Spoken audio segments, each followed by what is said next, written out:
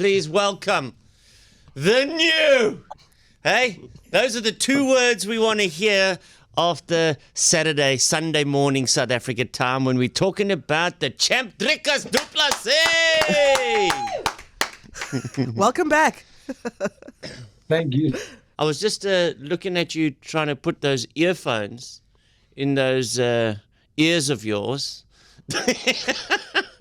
Yeah, I like how you say those ears of yours. Look at that.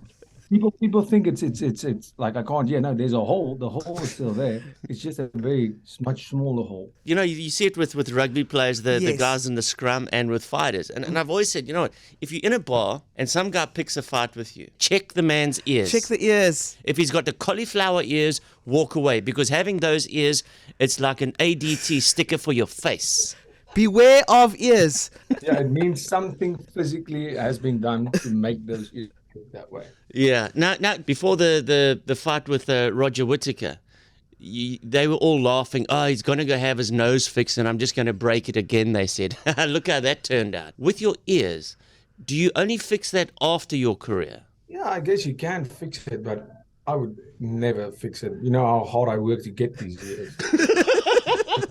A lot of hours spent. I'm super proud of my ears. You can't buy ears like these. You have to put in the hours on the mat. So With that's it. each I'll be fight. bragging about it. Each fight. You know, it's like my wife with her cesarean section scar. She says that is history there. That's a story. That is life, exactly. Apple scar. So, champ, how are you feeling now?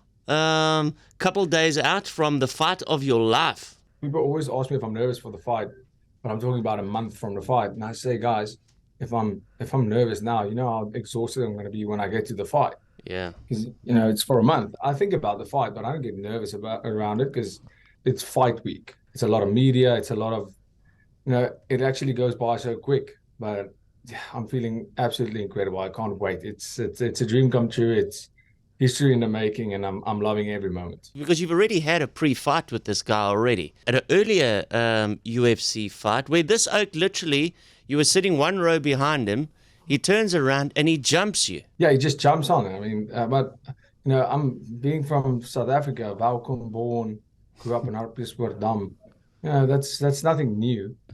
That's he made me feel at home. A regular Saturday. That's what happens at Loftus every Saturday. Exactly. If you're wearing a Stormers jersey at Loftus, that's what you get.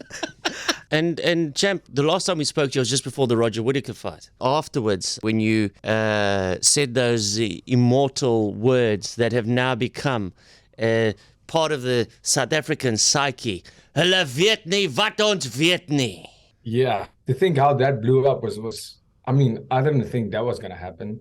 It wasn't me going and thinking of a smart slogan to say after a fight. Of course, being Afrikaans, I wanted to say something Afrikaans because I'm not speaking Afrikaans on the mic because nobody there is going to understand what I'm saying. But as soon as the camera for everybody at home, I wanted to, you know, give a shout out. Declaring the winner by TKO, Dricus du Plessis. Suid-Afrika, hulle weet nie wat ons weet nie. That was a mindset that I had the whole time. I mean, the whole world, there was not a single person in the fight world that thought I would win that fight. Yeah. Anyway, except for South Africans. You know, Robert Whittaker being an absolute animal, and he hasn't lost to anybody except the champ in over a decade. So the one thing that I was thinking about is I don't think people realize what I do and how badly I want this win and how badly and what I'm willing to sacrifice to get this win. Hulle weet nie wat ons weet nie. We are willing to go further than anybody else to make sure we get that win. You know, if you look at the box, 3 games in a row with 1 point and finally securing that World Cup. That is the exact epitome of hulle weet nie wat ons weet nie, because it looks like the impossible, and it's that fight up until the last second of the game or the fight. When it comes down to that dog fight, we always win. You are at Conor McGregor level of smack talk, which I think is the bar in terms of smack talk. So funny, so clever.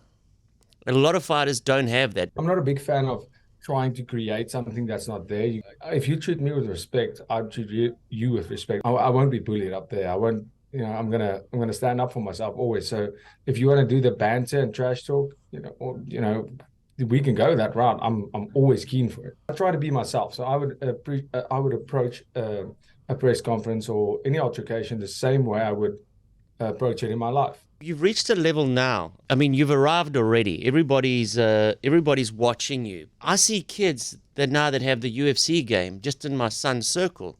They all want to be Dricus du Plessis. It's incredible to hear. Just as you say, I'm getting goosebumps because this is a lifelong dream. You have to believe in yourself so much, and sometimes it looks like it's just not going to happen for you.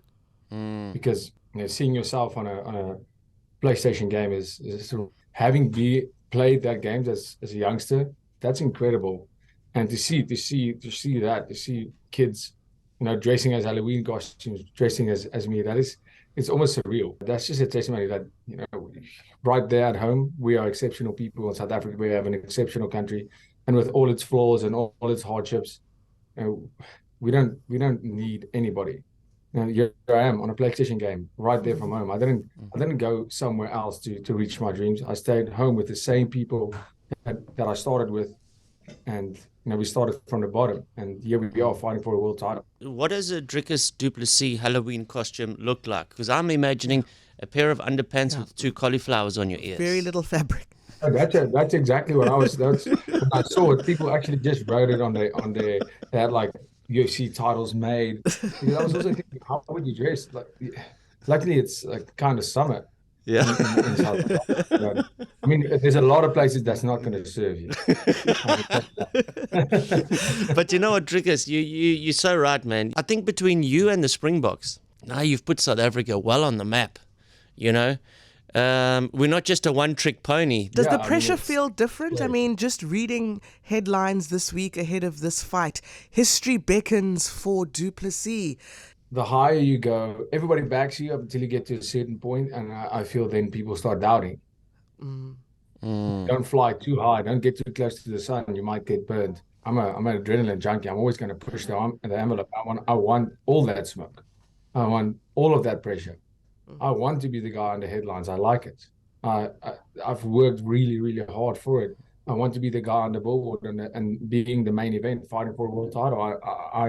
It's almost a reward for me. And yes, that pressure is there because I know a whole country is looking at me. We are very proud people when it comes to sport in South Africa. So we want to win. That's it. And I feel that pressure, but that pressure only makes giving up so much bigger than me giving up. This is for a whole nation, a whole country. This is not for me. This is not a personal goal only. There's a much, much bigger picture than myself. Sia, which I saw he left you a lovely message as well on Instagram. Dricus my chum, alles of the best. And Xhosa we say, abayazi lento siyaziyo thina. Eliyevietni varot Vietni. Sharp my bro. Sia's there hanging with Lionel Messi. He's hanging with all these other global sports stars. Are you rubbing shoulders with anybody yet? Or, well, I'm sure it'll all happen after this weekend. Yeah, I guess there's a lot of people, influential people, very accomplished people that are at these events, and at the end of the day, it's just people chasing a dream, just like everybody else. If you go at a business meeting, guys that are all of them in their different field, just trying to be the best they can be, and I think that's why you see that a guy like Sia, who's a pioneer in being great. He's absolutely incredible, and that's why he would resonate with these incredible athletes and superstars, is because it's a like-mindedness that brings people together in a social setting. These are people that refuse to be average, and that's inspirational to see. Yeah, I love that saying. They refuse to be average. Sure. You become very inspirational as well as motivational, which I think is, you just want to go knock oaks out. Yeah. You're going to have to think about this as well now. But you're a fascinating case study in the sense that a lot of South African sportsmen, they reach a level, then they believe they've got to move to America now to go to the next level. You have stayed in South Africa. You come back home every time. You train in Pretoria. And look where it's got you. Right to the top of the game. Chad Leclos stayed in South Africa. Stayed in Pinetown. Used to swim in the Pinetown public pool and train there. The Springboks, we homegrown. We play here. You know, there's a few players that play all over, but you know what I mean. Our cricketers, our greatest sporting successes, Ernie Els. Ernie Els didn't go through the American college golf system. Ernie Els was a champion in South Africa. Then he went and he joined the tour. All our greatest sporting stars, of which you are one of them, all did it from home. That's what I always tell people. We don't have to do that. And I'm not saying that it's bad if you do, not at all. It's almost a hurdle for people. It's blocking a lot of people mentally to think, well, I don't have the money. How am I going to go? I need to go to America to make this happen. I need to join a big gym in my case. I need the right agents. That they are not in South Africa, that's fact. But if you make enough noise, you will be seen. And that was my mindset. Canada is an amazing place. Love it. Love Canada. I want to go home. We are built different. I make a joke. Etienne Reiniger, one of my best friends, he's here at the fights too. He moved to the States, and I'm teasing him the whole time, saying since he moved to America, he's grown soft. Because when you're in South Africa, yeah, like I said, you don't stop at a traffic light and just chill on your phone. You look around you the whole time. And that's not a good thing. I know that, but it keeps you wide awake. You see people, when I come to America or here in Canada, they honestly don't even consider the fact that something bad can happen. And I guess that's a great living environment, but that's why we are built different. You have to take the negative and try and see the positive in it. One of the most amazing things about the upcoming fight this weekend is that there's going to be isiXhosa commentary. Yeah. Which is a first. So you were speaking about, this fight, and I mean, even your career is not just about you, but it's about, the country and what it means. If you had not reached the level of success that you've reached, things like listening to UFC in isiXhosa would not be possible. But that's what it means, right? It's about reaching all of the people that may have not been exposed to, a sport like this, and the legacy beyond, the titles. That's just one thing for South Africa that I always try to tell everybody that asks me that, if the American press and international press, why do you like South Africa so much? And I just tell them, if you've ever watched a live sporting event in South Africa where the stakes are high, no matter what the sport, when the 2010 World Cup was in South Africa, I learned how soccer works. I watched the Bafana games, I was 16 years old then, and I was shouting as if the Springboks are playing a World Cup final for the game that we draw. We had a draw against Mexico. I remember that so well. That is how South Africans are. That's how we are as a nation. Olympics, soccer, cricket, rugby, doesn't matter. Then you understand what a united nation looks like. That's right, because we can't unite through politics or religion, but we unite through sport. I'm going to give Joe Rogan a miss on Saturday night, Sunday morning, South Africa time on the commentary, and I think I'm going with isiXhosa. Go to Plessis! Yeah. I wish I could have watched it on TV, but they are definitely recording it for me. I can't it's going to be so much fun. Strickland is out! It's load shedding! This whole nation is behind you come Saturday night in Canada as you fight for the title. Who knows, maybe first title defense will be here in Cape Town, UFC coming to Cape Town for the first time ever. Imagine making that happen. Yeah. We are making that happen. Manifesting that for sure. We know who your coach is. We know who your cut man is. We know all these other people around you. But what most people want to know is who's the lady on your arm right now. Wie is die Macy? Who's whispering sweet nothings into those cauliflower ears? Yeah.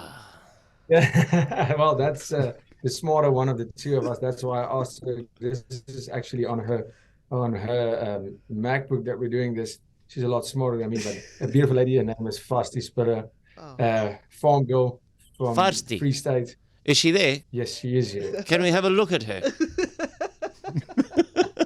We're going to break many hearts now. Hello, Fasti. Hello. Hi, guys. So you're listening to this the whole time. Yes, I You know what? His ears are fantastic. Do you massage them? What do you do? Are they? It's my favorite things to play with.